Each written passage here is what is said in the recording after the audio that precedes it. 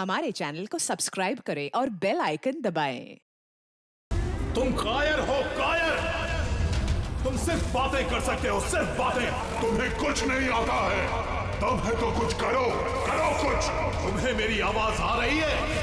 अगर मेरी आवाज आ रही है तो जैसा मैंने कहा है तुम्हें करना होगा। मार दो उसे। मेरा कहा मानो और जो मैंने कहा है वो करो तुम। मार दो उसे। योर ऑनर, सारे गवाह और सबूत यही साबित कर रहे हैं कि खून प्रीतिका ने ही किए हैं। नहीं जज साहब, ये सब झूठ है। झूठ तो आप बोल रही हैं प्रीतिका जी, खून आप ही ने किए हैं। नहीं जज साहब, मैं बेकसूर हूँ जज साहब, निर्दोष हूँ मैं। Your honour, your honour. हाँ मैं सुन रहा हूँ, बोलो क्या कहना है तुम्हें। योर ऑनर, मेरे फाजिल दोस्त नीलेश जी के पास अपने डिफेंस में पेश करने के लिए कुछ है ही नहीं। कोर्ट का कीमती वक्त जाया न किया जाए। योर ऑनर, कोर्ट का वक्त बेशक कीमती है, लेकिन उससे भी कहीं ज्यादा कीमती है एक बेकसूर इंसान की जिंदगी।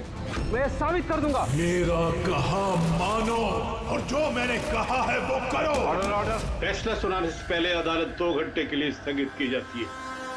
That's all.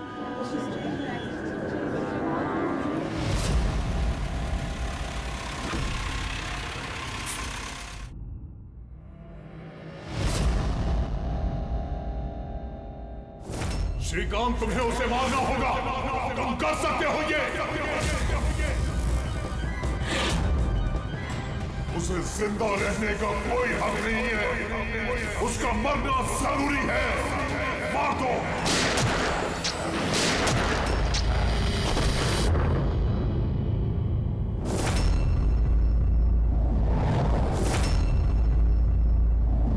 सर, इन लोगों का कहना है कि प्रीतिका यहाँ पर थी जब जज श्रीकांत यहाँ पर आए और उन्होंने उस पर गोली चलाई। उसके बाद वो यहाँ पर आकर खुद को गोली मार दी। उस वक्त मतलब जब ये सब हो रहा था, उस वक्त यहाँ पर जो लोग थे वो कहाँ हैं? वो लोग कोर्ट रूम में।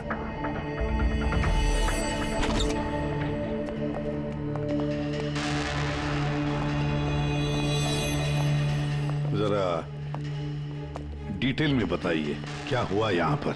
सर, एक केस की सुनवाई चल रही थी। जज श्रीकांत जी की हालत कुछ ठीक नहीं लग रही थी। उन्होंने 2 घंटे का रिसेशन लिया और अचानक चेंबर में आए और उन्होंने अपने आप को और प्रीतिका को गोली मार दी। लेकिन वो गन तो रखते ही नहीं थे। उनके पास गन कहाँ से आई? ये तो हमें भी नहीं पता सर कि गन आई कहाँ से, लेकिन गन उनके पास थी जरूर सर। तो गन का इंतजाम पहले से कर रखा था। लगता है जज साहब ने पूरी प्लानिंग की थी कृतिका का खून करने की। लगता तो ऐसे ही है। वैसे जज साहब की इस केस में कोई पर्सनल इन्वॉल्वमेंट थी? नहीं सर, ऐसा तो कुछ भी नहीं था। प्रीतिका के साथ कोई व्यक्तिगत दुश्मनी? जज साहब तो बहुत ही सुलझे हुए इंसान थे सर। केस के हर एक पहलू पर बहुत ही बारीकी से गौर करते थे सर। मुझे पिछले कई दिनों से लग रहा था कि कुछ ना कुछ गलत जरूर है उनके साथ। मैम, क्या जज साहब की तबीयत ठीक नहीं थी? वो तो मुझे नहीं पता, लेकिन हाँ, उनको कुछ अजीब सी आवाजें सुनाई दे रही थी। वो सब हम एक बार। आ जाइए श्रीकांत, खाना लगा रही हूँ।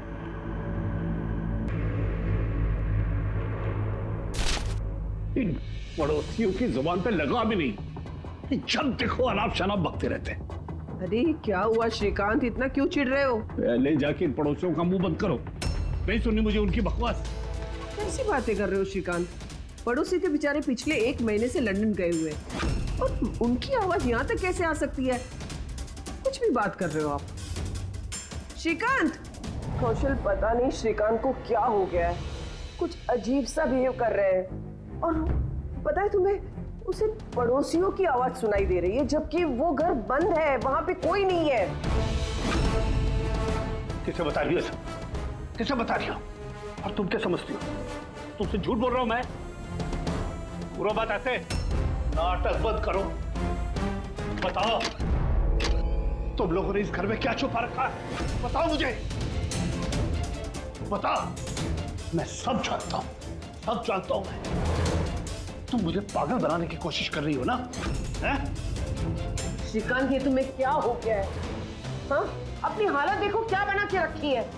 और यहाँ पे कोई नहीं है, किसकी आवाज सुनाई दे रही है तुम्हें? सुनाई दे रही है मुझे, उनकी आवाजें सुनाई दे रही है। यही है।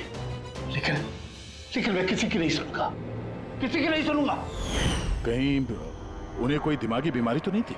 नहीं सर, 15 अप्रैल तक तो ठीक थे, लेकिन हम रेड कैंडी हॉस्पिटल गए थे ना, उसके बाद ये सब कुछ होने लगा था उनके साथ। Red candy hospital?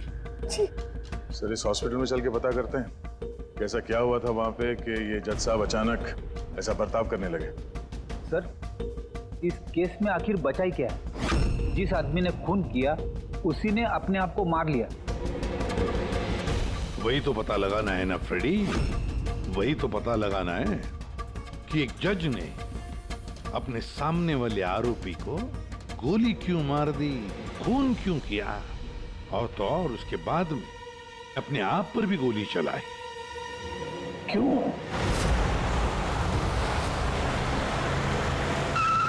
Sir, hospital authority ने बताया कि जज श्रीकांत यहाँ पे साइकियाट्रिक ट्रीटमेंट के लिए नहीं बल्कि डेंटिस्ट से मिलने के लिए आए थे।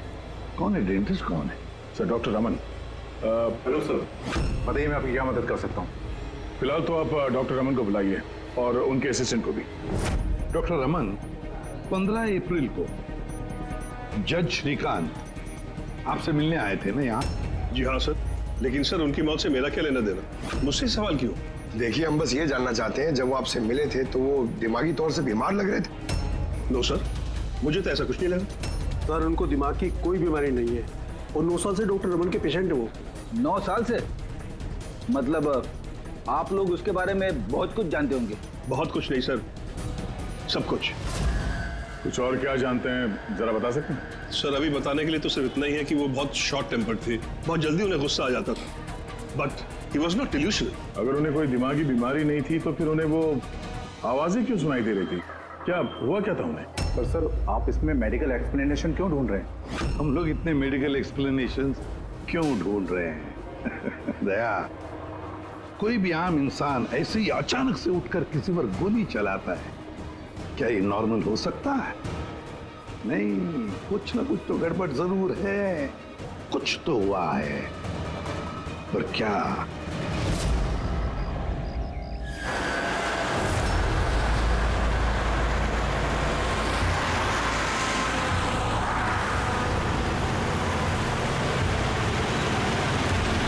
वीरेन, तुम बेकार की चिंता करते हो। धनंजय की सिक्योरिटी टीम हमारे साथ है, हम सुरक्षित पहुंच जाएंगे।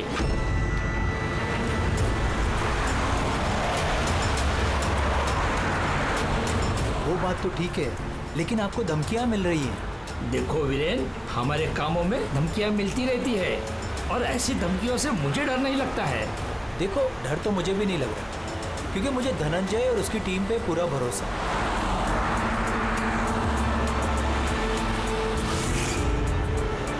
सर, हमने हॉल के 500 मीटर तक लोगों के जाने पर रोक लगा दी है और हर जगह सीसीटीवी से निगरानी की जा रही है। ये बहुत आसान है धनंजय, कायर मत बनो। हम जानते हैं इस काम को तुम पूरा करोगे, वो भी अपने हाथों से। तुम सुन रहे हो ना धनंजय? तुम बुज़दिल नहीं हो, नहीं हो तुम बुज़दिल। कायर मत बनो, इस काम को तुम पूरा करोगे। सर, क्या बता रहे थे तुम ब्लॉक बी के अरेंजमेंट के बारे में? सर, मैं ब्लॉक बी के बारे में बात नहीं कर रहा था। सर, आप ठीक है ना? आपकी तबीयत कुछ खराब लग रही है। मेरी तबीयत ठीक है, मैं ठीक हूँ।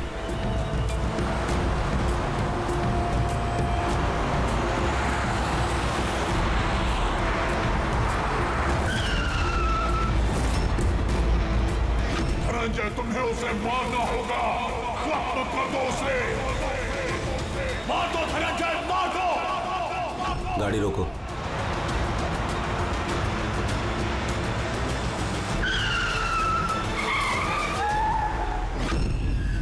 ये इसने गाड़ी क्यों रोक दी? सर, क्या हुआ? शाबाश धनंजय, अपना मिशन पूरा करो, मार दो उसे। याद रहे धनंजय, तुम कायर नहीं हो, तुम ये कर सकते हो। धनंजय यहाँ क्यों आ रहा है? मार दो धनंजय, उसे गोली मार दो, सोचो मत। मैं देखता हूँ। ओके। क्या बात है धनंजय, गाड़ी क्यों रुकवा दी? Oh my God, Sanjay ji आपको क्या हो गया? धनंजय ये क्या कर दिया तुमने?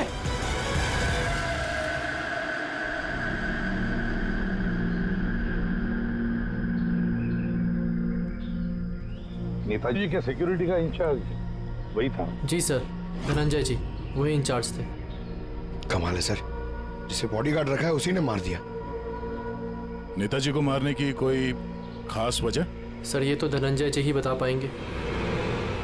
इसे एक बात बताओ, गोली अंदर मारी या बाहर से? सर बाहर से मारी, कार के। धनंजय, धनंजय सदमे में लगता सर। तुम लोग जा कहाँ रहे थे? सर नेताजी की चिल्ड्रन फाउंडेशन की मीटिंग थी, वहाँ जा रहे थे। हमारी गाड़ी आगे थी और नेताजी की कार पीछे, और मैं धनंजय जी से नेताजी की सिक्योरिटी के बारे में बात कर रहा था, पर ये मेरी बातों में ध्यान नहीं दे रहे थे और कुछ खोए खोए से लग रहे थे सर। इनके चेहरे में एक अजीब सी बेचैनी थी। मैंने उनसे पूछा कि क्या हुआ, तो कुछ बहकी सी बातें करने लगे। सर जब श्रीकांत के साथ भी तो ऐसे ही हुआ था। कहीं ये दोनों केस एक जैसे तो नहीं है? और कोई साथ में था नेताजी के? वीरेन जी सर। वीरेन जी? जी सर। आप नेताजी के साथ थे ना? हाँ सर, मैं ही था। नेताजी ने आपको कुछ बताया इस धनंजय के बारे में? सर नेताजी हमेशा धनंजय की तारीफ किया करते थे, उनकी जान को खतरा था। अभी कुछ दिन पहले ही धनंजय ने उनकी जान बचाई थी। बड़ी अजीब बात है सर, कुछ दिन पहले जिस आदमी ने नेताजी की जान बचाई, आज उसी ने उनका खून कर दिया। गोली मारने के बाद धनंजय ने भागने की कोशिश की? नहीं सर, बड़ी मुश्किल से सिक्योरिटी वालों ने उन्हें रोका था सर। कमाल है सर, जज श्रीकांत ने खून करने के बाद अपने आप को गोली मार दी और इसने भी अपने आप को गोली मारने की कोशिश की। काम करते हैं, धनंजय को ब्यूरो ले चलते हैं, वहीं से उससे पूछताछ करेंगे। और फिर एक बात समझ में नहीं आ रही है दया, खून करने के बाद खूनी अपने आप को गोली मार लेता है, क्यों?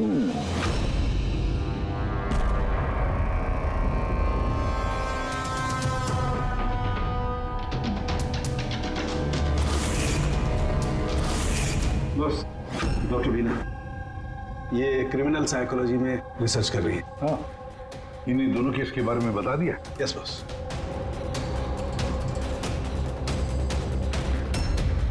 मेरा बेटा कहाँ है? मुझे उससे मिलना है। श्री नेताजी के सिक्योरिटी इंचार्ज धनंजय की माँ। उसे यहाँ क्यों लाए हो?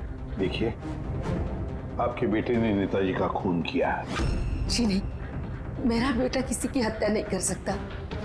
वो तो खुद बीमार है, उसकी दिमागी हालत ठीक नहीं है। क्या बीमारी है आपके बेटे को? पिछले कुछ दिनों से उसे कुछ आवाजें सुनाई देती है।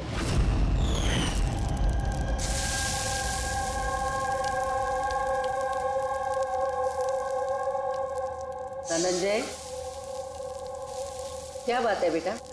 बड़े परेशान लग रहे हो। ऑफिस में कोई प्रॉब्लम है क्या?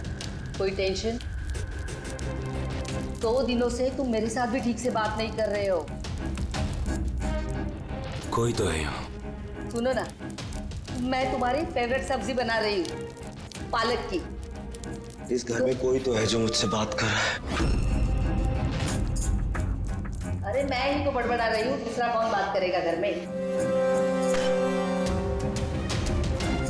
कोई तो है हमारे अलावा इस घर में जो मुझसे बात कर रहा है। माँ, कोई तो है इस घर में हमारे अलावा। माँ, मुझे अजीब सी आवाजें सुनाई दे रही हैं। कोई मुझसे बात कर रहा है। हम दोनों के सिवा कोई नहीं है बेटा घर में। कोई है जो मुझसे बातें कर। बंद हो गई आवाज, फिर से आ रही है। कोई तो है माँ। कोई नहीं है, कोई नहीं है। अरे कोई तो है माँ यहाँ पर। कोई नहीं है बेटा, तुम यहाँ आ जाओ। लगता है तुम्हारी तबीयत ठीक नहीं है, हमें डॉक्टर के पास जाना चाहिए। लेकिन ऐसा तो स्किज़ोफ्रेनिया में होता है। स्किज़ोफ्रेनिया। हाँ, जैसे कि आप सभी लोग जानते हैं कि स्किज़ोफ्रेनिया एक मानसिक बीमारी होती है। ऐसे में पेशेंट को बहुत सारी आवाजें सुनाई देती हैं, लोग ना होने के बावजूद भी दिखाई देते हैं और पेशेंट अपने आप को मारने की कोशिश भी करता है। क्या आप मुझे बताएंगे कि इन दोनों पेशेंट की उम्र क्या थी? श्रीकांत जी की उम्र 50 साल और धनंजय 42 साल का। लेकिन इस उम्र में स्किज़ोफ्रेनिया नहीं होता। क्या मैं उनसे मिल सकती हूँ? मुझे पेशेंट से बात करनी है। हाँ बिल्कुल पूर्वी।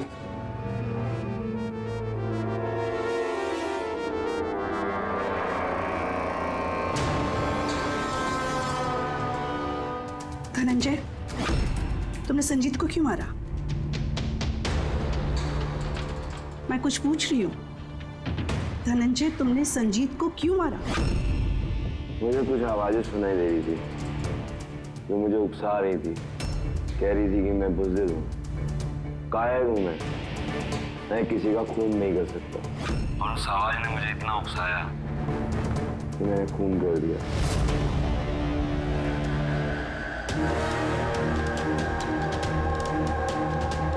और ये तुम्हारा गाल? ये गाल क्यों सूजा हुआ है? मेरे दांत में इन्फेक्शन है।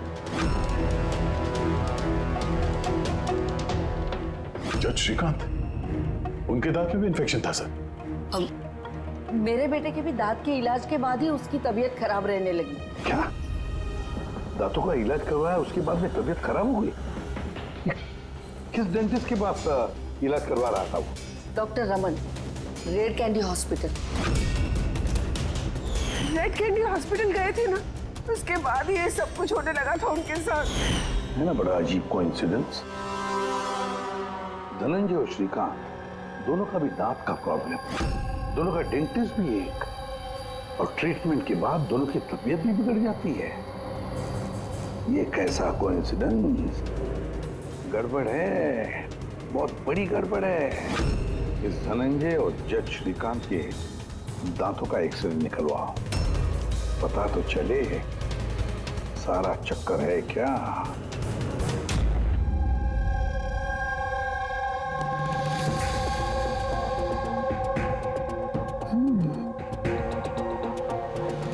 ये क्या हो सकता है? सर, ये देखिए। क्या? ये मार्क्स। हाँ यार, दांतों में ये क्या है? फॉरेन ऑब्जेक्ट जैसा। एग्जैक्टली, ऊपर से दोनों आदमियों के दांतों में।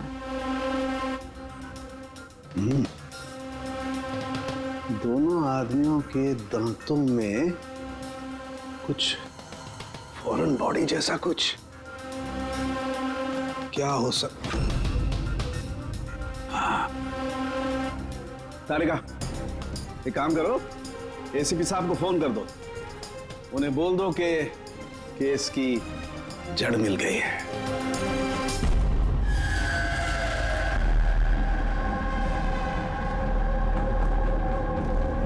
ये देखो बॉस, दोनों के दांतों में इस तरीके की चिप। ये तो बग है। हाँ, ये बग ही है। सर, ये तो जासूसी में इस्तेमाल होने वाला ट्रांसमीटर जैसा कुछ है। बॉस, इसके जरिए ही श्रीकांत और धनंजय को वो आवाजें सुनाई देती थी। तो ये चिप ट्रिगर का काम कर रही थी, इसी के जरिए वो उकसाने वाली आवाजें उनके कानों तक पहुंच रही थी और वो लोग किसी की जान तक लेने को मजबूर हो गए। मुझे तो लगता है ये काम डॉक्टर रमन का ही है। उन्होंने ही दांतों की ट्रीटमेंट की थी।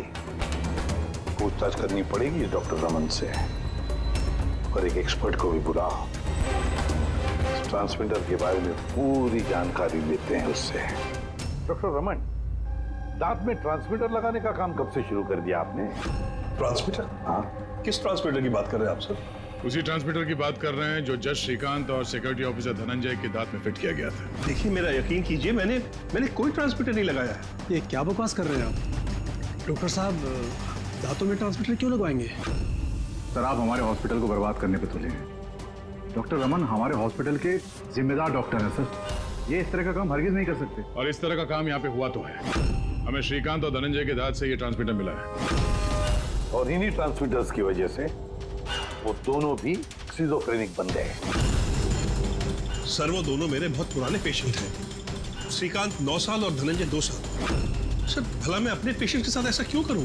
ये तो आप बताइए ना, क्यों लगाया ट्रांसमीटर? मेरा यकीन कीजिए, मैंने कोई ट्रांसमीटर नहीं लगाया। क्योंकि डॉक्टर रमन के पास ट्रांसमीटर बनाने और उससे मोलार इम्प्लांट्स की ट्रेनिंग ही नहीं है। ये सिर्फ डॉक्टर हैं, दांतों के अच्छे डॉक्टर। और सर हम यहाँ पे दांत लगाते हैं, बनाते नहीं। दांत तो बाहर से ऑर्डर देने पे आता है। कहाँ से ऑर्डर करते हैं आप ये दांत? डेंजा बायोकेयर। डेंजा बायोकेयर। रेडी पंकज, डॉक्टर रमन की चेम्बर्स अच्छी तरह से चेक करो, एक एक कोना छान मारो। और कितने लोगों के दांत इम्प्लांट किए हैं? जी लगभग 20 लोगों का। अच्छा, तुम सभी लोगों के नाम और पता चाहिए हमें। दया सर, हो सकता है इन 20 लोगों की जान को खतरा हो।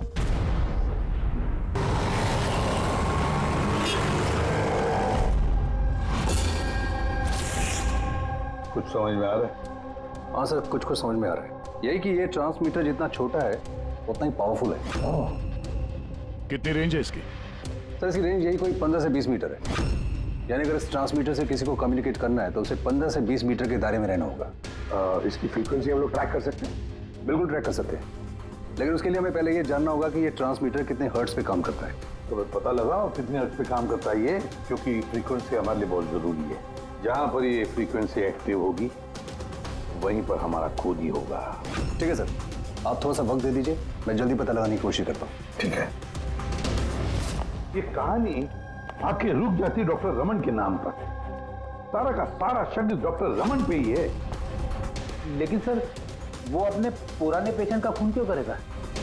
हाँ सर, हॉस्पिटल एडमिनिस्ट्रेटर बता रहा था कि ऐसा ट्रांसमीटर बनाने की काबिलियत डॉक्टर रमन में नहीं है। तो शक के घेरे में तो ये कविता और वीरेन भी है। हो सकता है इनमें से किसी ने मारा। हो सकता है, बिल्कुल हो सकता है, लेकिन ये जो भी है वो 15 और 20 मीटर के दायरे में ही काम कर रहा है। उन 20 लोगों के बारे में क्या पता चला? नहीं सर, उनका आपस में कोई कनेक्शन नहीं है। यहाँ तक कि श्रीकांत और धनंजय ये भी एक दूसरे को नहीं जानते थे। फिर भी अभी उन 20 लोगों से जाकर मिलो, उनसे पूछो क्या उनके साथ भी वैसे हो रहा था जैसे धनंजय और श्रीकांत के साथ हो रहा था क्या? और एक बात, लॉर्ड चेंबर और चेंबूर, पता लगा वहां पर कितने सेलफोन एक्टिव थे उस खून के दौरान। और देख, उस दांत बनाने वाली कंपनी में जाकर पूछताछ करो, देखो कौन हो सकता है जो दांत में ट्रांसमीटर फिट कर सकता है।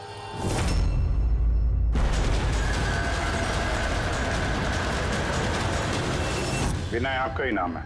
जी हाँ, मेरा ही नाम है। सॉरी, मैंने आपको पहचाना नहीं। हम CID से। सर मुझसे कोई गलती हुई क्या? नहीं, अब गलती नहीं हुई। एक्चुअली एक केस के सिलसिले में हम कुछ पूछताछ करने आए हैं। आपके दांतों में कुछ प्रॉब्लम थी ना? हाँ। ये इलाज कहाँ कराया था आपने? रेड किडी हॉस्पिटल। इलाज के बाद से कोई कुछ तकलीफ हुई है? I mean, कुछ अजीब अजीब आवाजें सुनाई देती हों, या जैसे कोई ऑर्डर दे रहा है कुछ करने के लिए? नहीं, ऐसा तो कुछ नहीं हुआ, लेकिन 1-2 बार दर्द हुआ था। वो तो नॉर्मल है, दांत लगवाएंगे तो थोड़ा बहुत दर्द तो होगा ही। ठीक है, अगर ऐसी कोई तकलीफ हो तो फौरन हमें बताइएगा। और हाँ, किसी अनजान आदमी के बहकावे में नहीं आना है और किसी के बुलाने पे किसी अनजान जगह नहीं जाना है। ओके जी, ध्यान रखिएगा। जी सर। डॉक्टर रमन बहुत अच्छे हैं। दांत लगाने के बाद से मुझे जरा सी भी तकलीफ नहीं है। आपको कोई आवाजें सुनाई दे रही? क्या मतलब है इसका? नहीं, जिन जिन लोगों को भी डॉक्टर रमन ने दांत लगाए हैं उनमें से कुछ लोगों को अजीब सी आवाजें सुनाई दे रही हैं। नहीं, मेरे साथ तो ऐसा कुछ भी नहीं हुआ है। अच्छा, अगर ऐसा कुछ भी हो आपके साथ तो आप हमें प्लीज इन्फॉर्म करिएगा। या श्योर। आप लोग यहाँ पे दांत बनाते हो या मिनिएचर ट्रांसमीटर? क्या मतलब सर? मतलब ये कि यहाँ पे दांतों में ट्रांसमीटर फिट किए जाते हैं। खून करने की साजिश रची जाती है यहाँ पे। हा? नहीं सर, आप लोगों को गलतफहमी हो गई है। हम इस तरह के इलीगल काम नहीं करते हैं। इलीगल काम हुआ है यहाँ पे। ये देखिए, रेड कैंडी हॉस्पिटल में आप लोगों ने ही दांत भेजे थे ना? जी हाँ मैडम। उसके अंदर ट्रांसमीटर फिट किए गए थे। जज श्रीकांत और सिक्योरिटी ऑफिसर धनंजय, उनके दांत यहीं पे बने थे ना? 1 मिनट सर, मैं चेक करता हूँ।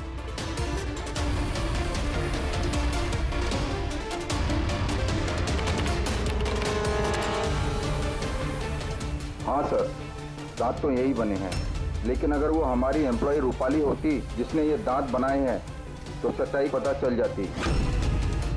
कहाँ है आपकी वो एम्प्लॉय रूपाली? वो तो कल रात गुजर गई। कैसे गुजर गई? उसे अस्थमा अटैक हुआ था, लेकिन हैरानी की बात तो ये है कि उसे कभी अस्थमा था ही नहीं। जी हाँ सर। उसके घर का एड्रेस देना सर। दांत कब लगवाया आपने? सर 2 महीने हो गए। कोई प्रॉब्लम हुई आपको? नहीं, कोई प्रॉब्लम नहीं सर, जब से दांत लगाया सब ठीक है सर। कुछ आवाजें सुनाई दे रही हो अजीब अजीब सी? नहीं सर, पर हुआ क्या सर? देखिए, रेड कैंडी हॉस्पिटल में जितने लोगों ने भी ट्रीटमेंट कराया उन्हें कुछ प्रॉब्लम्स हो रही हैं और उनमें से 2 जन की तो मौत भी हो चुकी है। सर मैं मरना नहीं चाहता सर। नहीं, आप घबराइए मत, ऐसा कुछ नहीं है। आपको कभी भी ऐसी कोई प्रॉब्लम हो कि कुछ अजीब अजीब सी आवाजें सुनाई दे रही हो या फिर कोई ऐसा आदमी दिख रहा हो जो है नहीं, मतलब दूसरे बोल रहे हैं कि किससे बात कर रहे हो, तो अगर ऐसा कभी हो तो फौरन हमें कांटेक्ट करिएगा। और कितने लोग बचे पंकज? सर चेक करने के लिए और 5 लोग बचे हैं सर। 5 को भी जल्दी से जल्दी चेक करना होगा। क्या पता उस हत्यारे का अगला निशाना इन्हीं में से कोई हो। हाँ सर।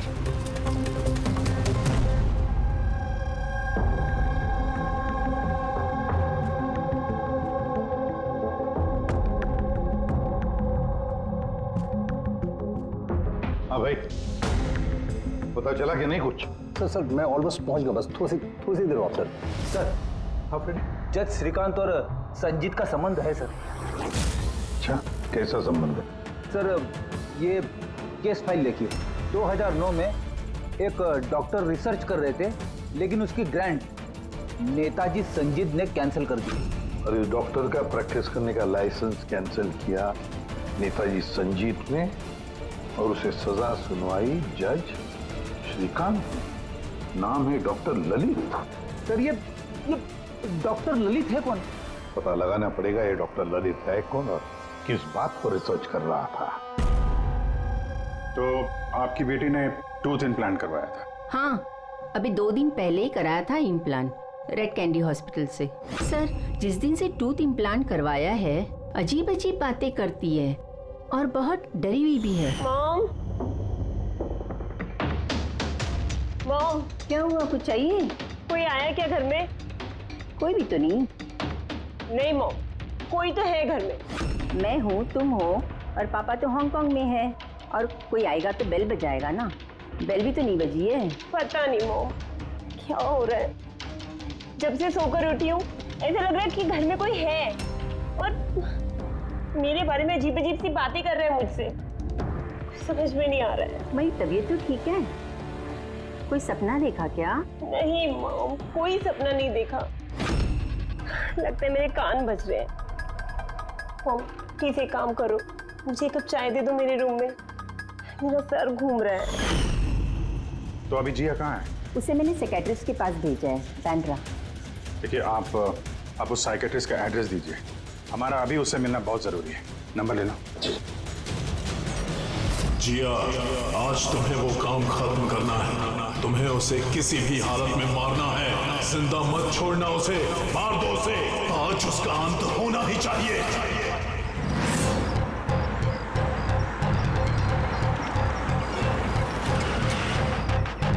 कहाँ जाएंगे मैडम? जेके मार्केट। उसे कहो तुम्हें जेके मार्केट जाना है। मैंने कहा मैडम कहाँ जाएंगे? जेके मार्केट। जी बैठिए।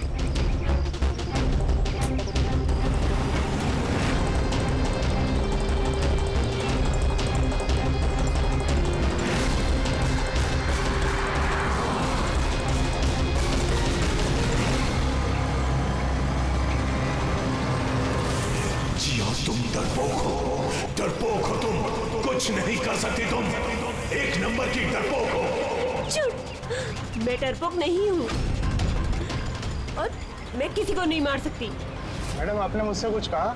हाँ, अब नहीं, मैंने कुछ नहीं कहा। नहीं, कुछ नहीं कहा मैंने। मैं कहाँ बात कर रही हूँ?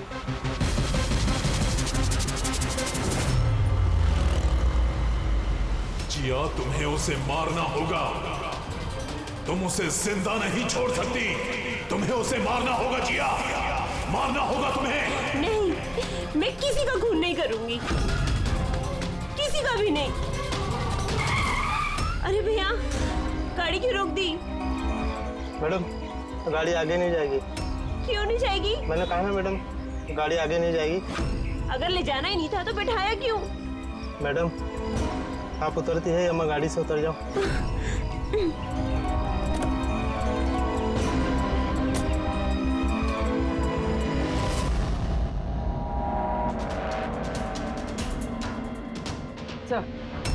सर, वॉचमैन और पड़ोसी बता रहे थे कि रूपाली यहाँ 3 महीने पहले ही शिफ्ट हुई थी और अकेली रहती। फिर चेक करते हैं अच्छी तरह से।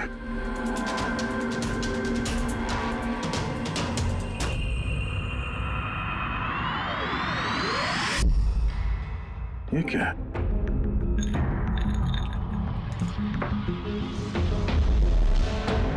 इतने सारे ईयर ट्रांसमिटर्स?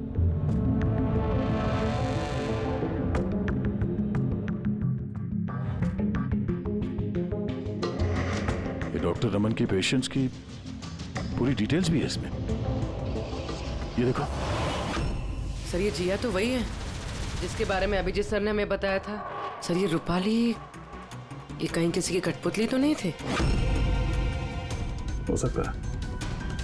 शायद कोनी को पता चल गया होगा कि हम लोग रूपाली तक पहुंच जाएंगे, इसलिए मार दिया उसे।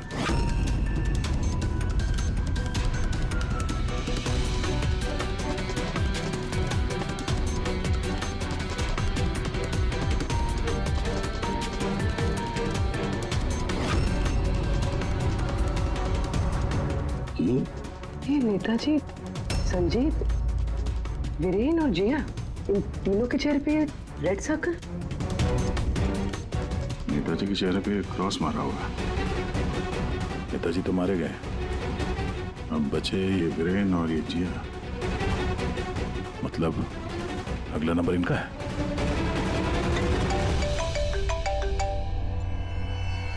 हाँ जी, ये जिया साइकेट्रिस्ट से मिलने के लिए गई थी, लेकिन वहां पहुंची ही नहीं है। अच्छा, हमें यहाँ रूपाली के घर में एक तस्वीर मिली है जिसमें नेताजी, संजीत, वीरेन और जिया है। ये नेताजी के चेहरे पे तो क्रॉस मारा हुआ है, पर इन दोनों के चेहरे पे लाल पेन से सर्कल बना हुआ है। कहीं ऐसा तो नहीं कि ये जिया वीरेन को मारने के लिए गई है? एक काम करो, तुम वीरेन को अलर्ट करो, पता करो वो कहाँ है। तब तक मैं जिया की लोकेशन ट्रैक करता हूँ और हम लोग मिलते हैं। ओके? या सर, वीरेन को फोन लगा।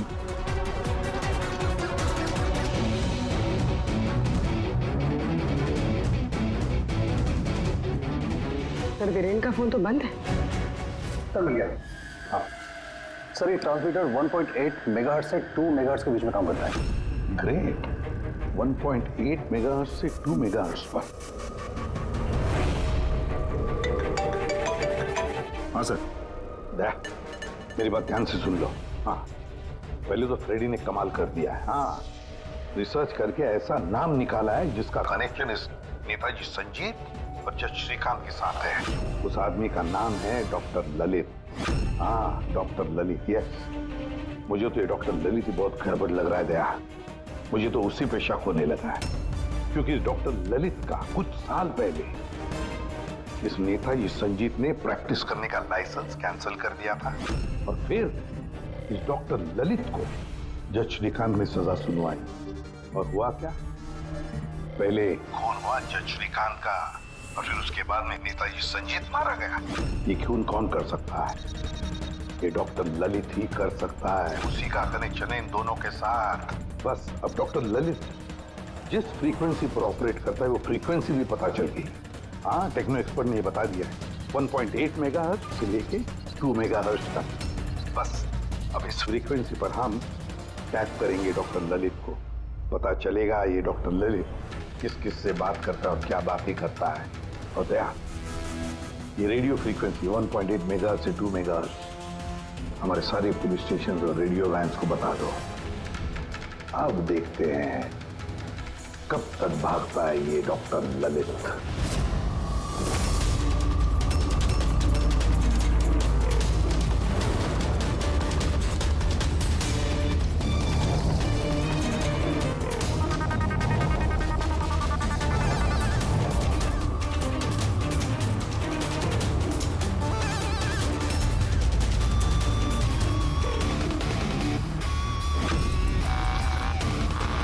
इस फ्रीक्वेंसी पे कोई हरकत नजर नहीं आ रही। जब भी बोलेगा पकड़ा जाएगा। पूरी मुंबई इस फ्रीक्वेंसी को हर 5 किलोमीटर में ट्रैक कर रही है। अगर जिया वीरेन को मारने निकली है तो वो खूनी 1.8 या 2 पे जरूर आएगा।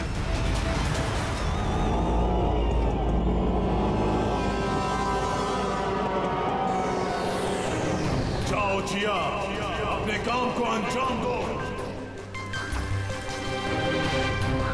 ये कौन हो सकता है जो संजीत के खूनी के बारे में मुझे बताने के लिए यहाँ बुलाया है? जिया, उसे मारना होगा तुम्हें। उसे जिंदा रहने का कोई हक नहीं है।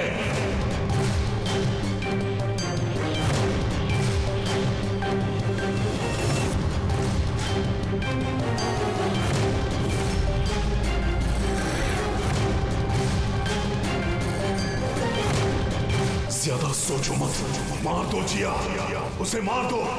उसे जिंदा रहने का कोई हक नहीं है। उसकी तरफ देखो, पहचानो उसे, वो तुम्हारे सामने है। Kill him। उसे जिंदा रहने का कोई हक नहीं।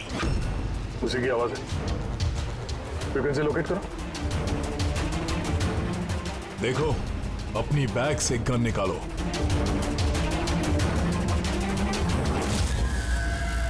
जिया, तुम कायर नहीं हो। Shoot him, shoot him. Location क्या बता रहा है? सर, जेडी मार्केट मरोल दिखा रहा है।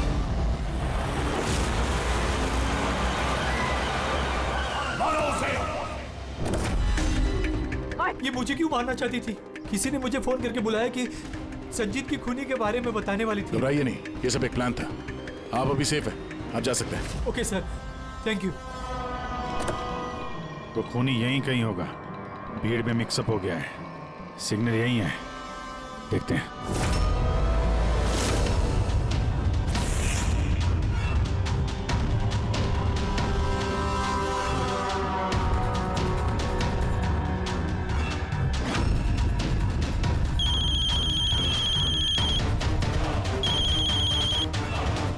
हेलो, अभिजीत बोल रहा हूँ। कभी हमसे भी मिल लिया करो। अरे इधर उधर क्या देख रहा है? तेरे पीछे हूँ। डॉक्टर ललित,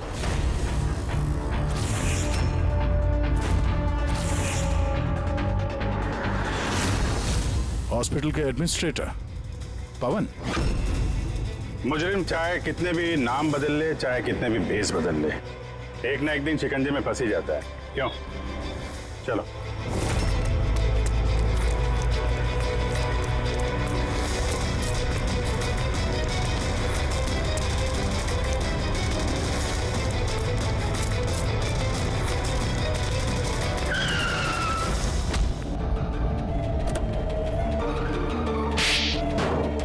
जज श्रीकांत और नेताजी संजीत, इन लोगों का खून क्यों करवाया तुमने? से बदला लेना चाहता था। बदला? लोगों ने मेरी जिंदगी बर्बाद कर दी थी। कैसा बदला? मैं एक होनहार डॉक्टर हूँ। मैं स्किज़ोफ्रेनिया नाम की बीमारी पर उसके ट्रीटमेंट के लिए एक्सपेरिमेंट कर रहा था, वो भी वर्थलेस लोगों पर। मेरी असिस्टेंट जिया ने एचओडी वीरेन को कंप्लेन कर दी और एचओडी वीरेन ने नेताजी संजीत से मेरी ऑफिशियल कंप्लेंट कर दी।